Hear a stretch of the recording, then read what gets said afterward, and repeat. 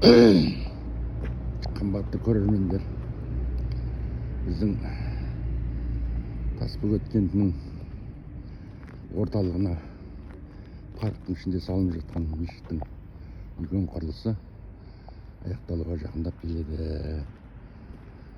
Қараңыздар, бұл Абзал, естуімше Абзал жеке компаниясы, Абзал ініміздің тікелей басшылығымен болып жатқан осындай алып құрылыс жүріп жатқан, салынғанына 2 жыл болды. Осы енді Құдай қаласа осы жобасы енді жақындап қалған сияқты. Өзімнің жобам бойынша мен енді ешкіммен ақылдасып жатқаным жоқ, бірақ дегенмен ақылдасып болса да жалпы жобасы көрініп тұр сырттан. Мынау тұрған алдымыздағы мынау үлкен мешіттің өзі, мынау мұнарасы, бұл қала беттен қарағанда беті, мынау енді бұл асханасы. Бұл да жақындап қалды, осы жақында бітіп қалу керек негізі. Аянбай бар азаматтар жұмыс істеп осы жақындап қалған сияқты. Жалпы мен өзімнің Тасбөгеттегі бауырларыма және жан-жақтағы осы біздің Тасбөгеттен шыққан азаматтардың менен қуанышымды бөліскім келеді. Қараңыздар, қандай алып құрылыс жүріп жатқан. Ал қалай көңілің сүйсінбейді. Осы жасап жатқан азаматтарға үлкен тілегім, үлкен адал тілегім, осы істеп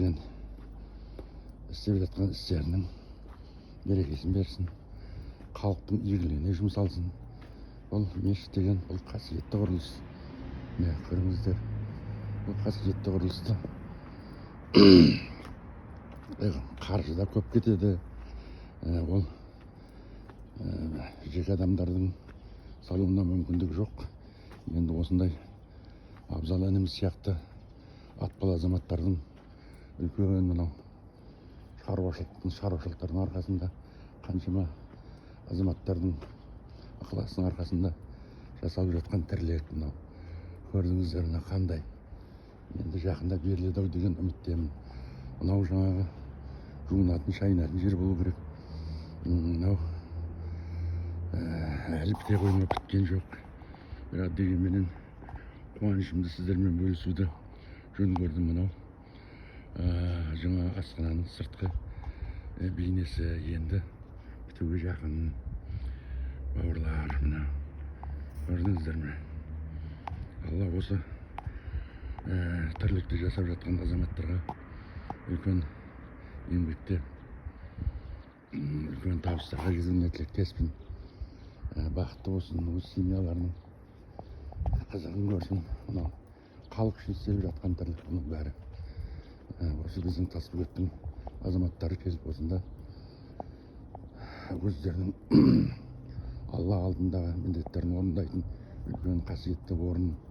Көрдіңіздер, Құдай қаласа енді осы жақын арада беріліп қала ма деген үміттемін.